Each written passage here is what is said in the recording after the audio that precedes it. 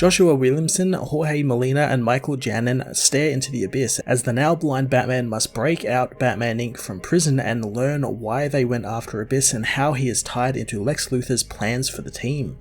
Joshua Williamson continues to build out the mystery that is the Abyss and what Batman Inc. have done, or didn't do, as Batman finds out. What's interesting is this issue sees Batman get more and more frustrated since he's facing a foe who, in their very first fight, has bested him and proved to be better than him, blinding him even, and now he's just taunting him, and the people he thought were his allies are turning on him. So we are treated to a Batman who is kind of cut off from everything and is beginning to lose his temper a little and get frustrated with the whole mystery of it all. In part, I agree with that frustration since we still don't know really anything about Abyss, and this is the third part of the story, and we have no idea about their identity or really what their whole deal is, just sort of being told the same thing over and over again, that they were in Badizia causing chaos. Obviously that reveal is forthcoming and the story is still building out all of that sort of stuff, and we will get to know that, but a few more tidbits of who or what the villain is would have been nice. Jorge Molina and Michael Janin continue their dark and moody artwork with just some brilliant use of lighting and colours from Tomi Mori, with both artists and colorists utilising shadows and darkness to great effect to help sell the whole unknown aspect of the mystery and how even the heroes are kind of in the dark about what's going on. Batman issue 120 continued to build out Joshua Williamson's Abyss mystery, pushing Batman to his limits as tidbits of information about the villain and what they really are up to and what is really happening are doled out rather sparingly. I'm going to give this issue an 8.5 out of 10. Batman issue 120 sees Detective Kahar wheel a body out of the police station on a stretcher, telling the chief outside she hasn't seen Batman but she found Abyss's body, wanting to take it over to Luthor's lab. Once far enough from the scene, Kahar tells Batman it's clear and he crawls out of the body bag, telling the detective his eyes are still filled with darkness and whatever Abyss blinded him with hasn't worn off and there is no sign it will. Batman tells her that he needs a dark place to examine his eyes, and luckily she knows the right place. Lex meanwhile learns Batman tried to steal Abyss's body, knowing the cops won't be catching the hero but hopes the detective will be there shortly with the body of Abyss or their funding will be cut. Lex cuts communications with the chief, wondering why everything must be difficult with Bruce Wayne and the world needs Batman, but it doesn't need to be Bruce. Suddenly the lights go out in the building, prompting Lex to activate his bat signal, lighting up his own bat suit, telling Abyss that he made this suit for Batman if he agreed to join Batman Inc. Lex says he wasn't the one who broke their deal and he understands the villain is mad and emotional, but his talent won't work on him.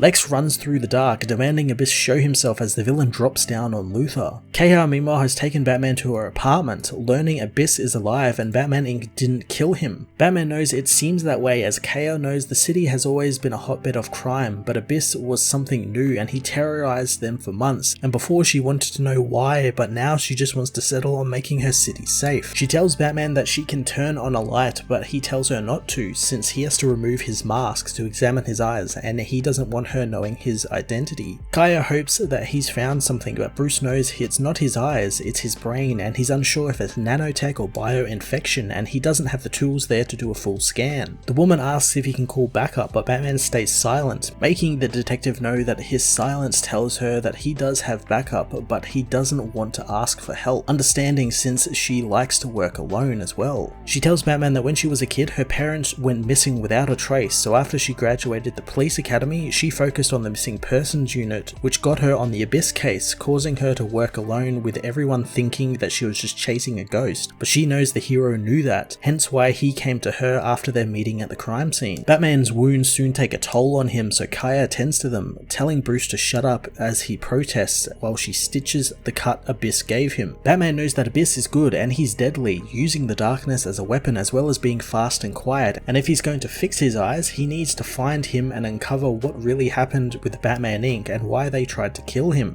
Kahar knows that it'll be hard to do that since Batman Inc. are currently imprisoned in a jail made by Lex Luthor. The detective knows that her boss will try and impress Lex now that he knows Batman is in town and separate the Batman Inc. members into solitary confinement. Bruce knows that the team will listen to him, he just needs to get to them. He knows the fact that they are allowed themselves to get arrested is something, and nothing Luthor can build will stop him from freeing them. Kahar reminds him that he is still blind as a bat, but Bruce has an idea. In the prison, Batman Inc. are transferred, but suddenly the lights are shut off and the guards disappear as Batman appears, telling them to get to the roof, and there they can debrief him on what is happening with Abyss. The team refuse to go anywhere with Batman as the hero reveals that Abyss isn't dead and they are innocent, and they need to escape in order to work together and prove the authorities wrong. The Hood asks why Batman is acting weird as Kaya, who is watching through Batman's cowl lenses, knows that they are onto him and prison security is going to restart any second. Batman asks about Lex's involvement in Batman Inc. and why they are working with him, thinking it's for the money, but the team know it's more than that since he's given them a mission, but they refuse to tell him what that mission is since they don't need Batman.